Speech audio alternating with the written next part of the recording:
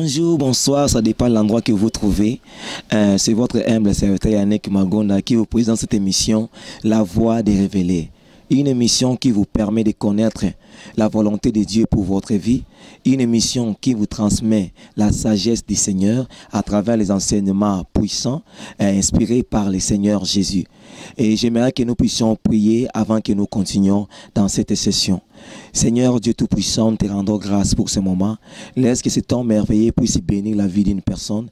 Saint-Esprit, nous te confions toutes choses. Règne au milieu de nous. Inspire-nous et communique-nous la pensée de Dieu pour que nous soyons réellement les enfants et les fils du Seigneur. C'est par le nom de Jésus nous avons ainsi prié. Amen.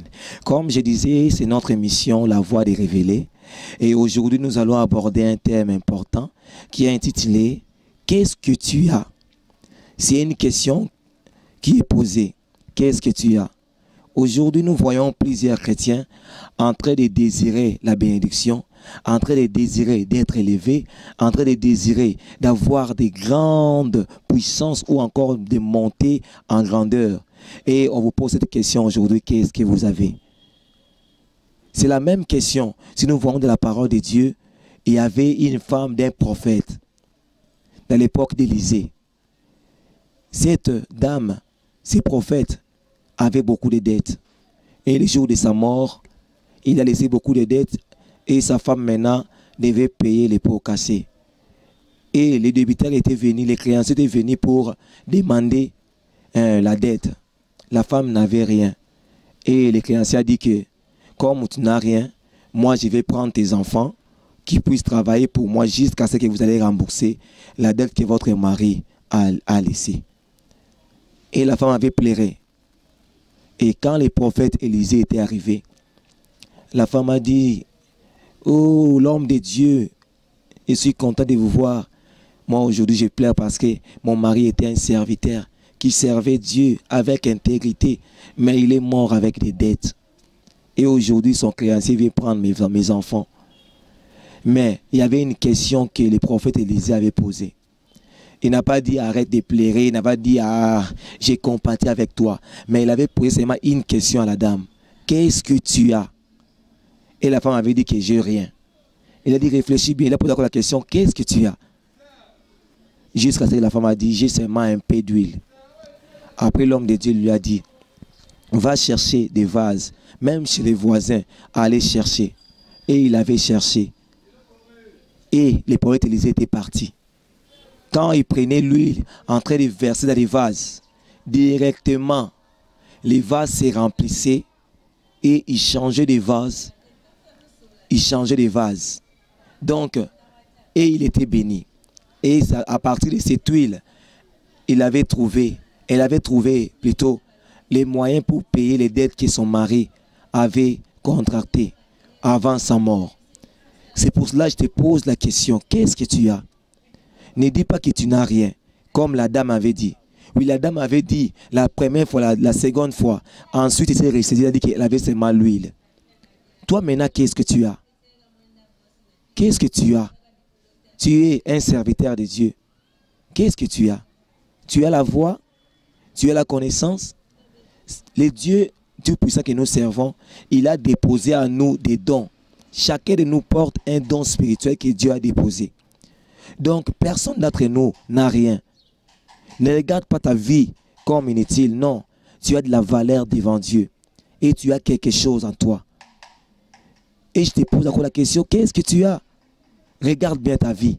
Ne dis pas que je suis pauvre. Non, tu n'es pas pauvre. Ce n'est pas la pauvreté que Dieu t'a laissé. Mais Dieu t'a laissé un don. Et ce don doit travailler pour sa gloire. Nous connaissons tous l'histoire des semences ou encore des dons. Il y avait un maître qui a laissé ses serviteurs. Il a remis 5 à un serviteur, 2 à un autre. Et il a laissé encore 1 à un autre serviteur. Cela signifie que chacun de nous a reçu quelque chose venant de Dieu. Donc, il ne faut jamais se sous-estimer dans la vie. Avec le peu que tu as, travaille sur ça. Tu verras, ça va marcher. Avec la connaissance que tu as, fais profiter de ta connaissance aux autres personnes. Et ça t'apportera les moyens ou les besoins que tu as besoin. Tout ce que tu as en toi, mets ça.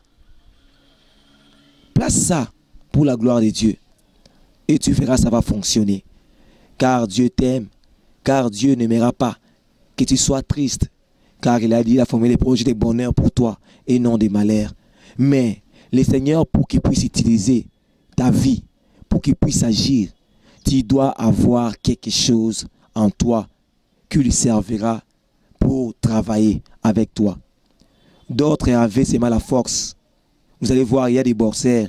D'autres, ils n'ont pas beaucoup d'intelligence. Mais vous allez voir, ils ont la connaissance de coudre. D'autres, vous allez voir, ils ne parlent pas l'anglais, ils ne parlent pas l'allemand.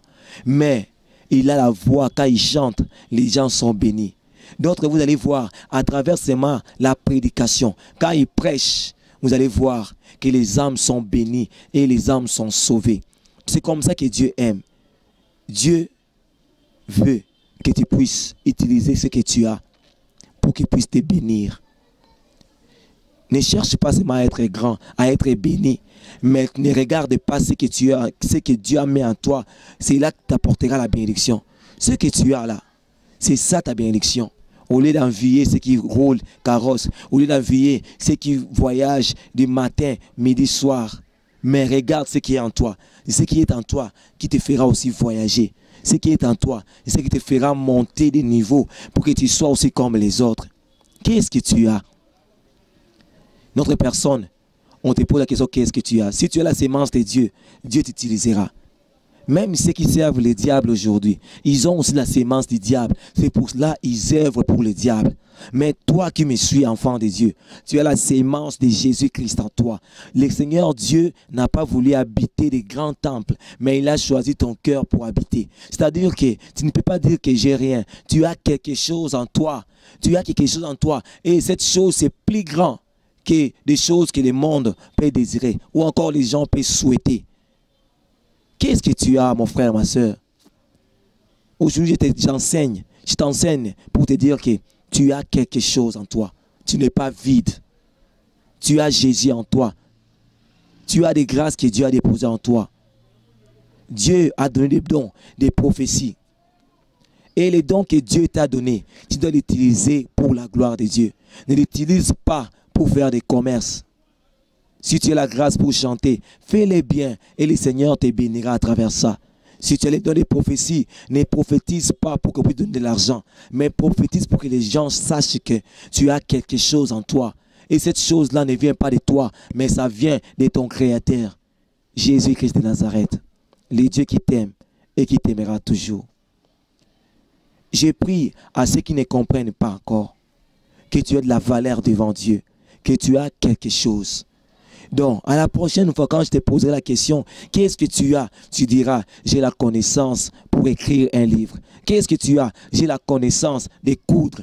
Qu'est-ce que tu as? J'ai la connaissance de la musique. Qu'est-ce que tu as? J'ai la connaissance de conseiller les gens. Et c'est ça ta bénédiction. C'est ça ce que Dieu a mis en toi. Et ça fera que tu ne puisses rien manquer dans ta vie. Mais si tu rêves seulement d'un grand bureau, tu resteras dans les nuages. Tu n'auras rien du tout. Tu dois d'abord découvrir ce qui est en toi pour que la grandeur vienne. Tu n'es pas vide là où tu es. Que le Seigneur Dieu qui a déposé la grâce en toi, j'ai pris qu'il puisse l'activer pour que tu ne sois plus les mêmes. J'ai pris pour ceux qui ne connaissaient pas leur valeur, que Dieu puisse les aider, qu'ils puissent comprendre qui ils sont. Qu'est-ce qu'ils ont en eux pour qu'ils puissent aussi avoir les miracles comme la femme des prophètes au moment de l'Élysée. Elle avait dit qu'elle avait seulement l'huile, un peu d'huile. Elle n'avait rien. Elle avait dit qu'elle n'avait rien, or qu'elle avait quelque chose. C'est pour ça que les prophètes Élysée insistaient. Qu'est-ce que tu as? Elle a dit que j'ai rien. Qu'est-ce que tu as? Jusqu'à ce qu'elle se souvienne qu'elle avait seulement un peu d'huile. Et ces peu d'huile se sont multipliés. Et il y a eu un miracle qui s'est opéré à travers cette huile. J'ai prié le Seigneur que les dons que tu as, que ce que le Seigneur a déposé en toi, puisse opérer un grand miracle pour que tu puisses témoigner la grandeur du Seigneur. Que le Saint-Esprit te touche là où tu es et qu'il te change à un autre homme. Qu'il t'accorde la connaissance et la sagesse pour pour que tu vives longtemps, tu vives de la joie. Que le Seigneur vous bénisse. Nous sommes arrivés à la fin de notre émission. Je pense qu'une personne t'édifie là où il est. Comprends une chose, que tu as quelque chose en toi. Et Dieu a déposé cela en toi pour te bénir. On se verra dans une autre émission. Que le Seigneur vous bénisse.